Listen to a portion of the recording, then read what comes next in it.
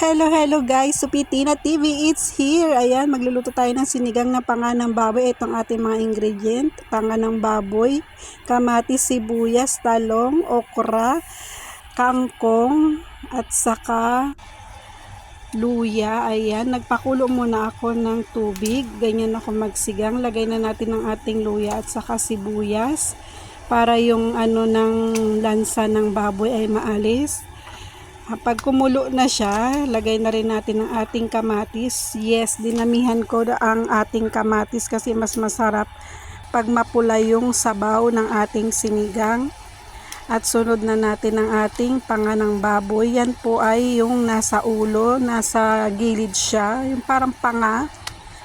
Malaman yan at malambot ang laman niya, kaya yan ang pinili ko para maiba naman.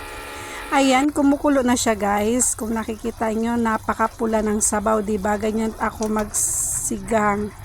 Lagay na natin ang ating mga gulay. Unahin natin ang talong habang kumukulo siya. Sunod na natin ang ating okra. Yes, dinamihan ko ng okra kasi yan ang favorite kong gulay sa sinigang. O diba? Ang sarap niyan guys, try nyo rin. At ang ating main ingredient, syempre hindi mawawala ang sinigang mix with gabi.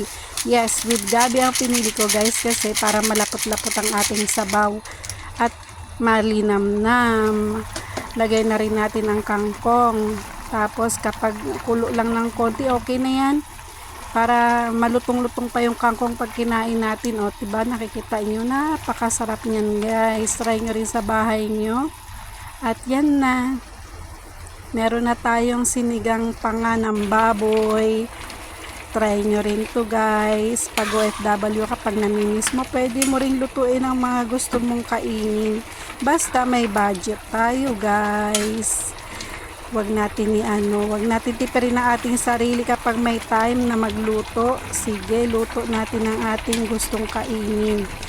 Kasi dito sa Hong Kong, mayroon naman mga sangkap na pwede nating ilaok sa ating mga Pilipino luto. Ayan, yan lang guys. Bye-bye. Sana nagustuhan nyo. Like and subscribe.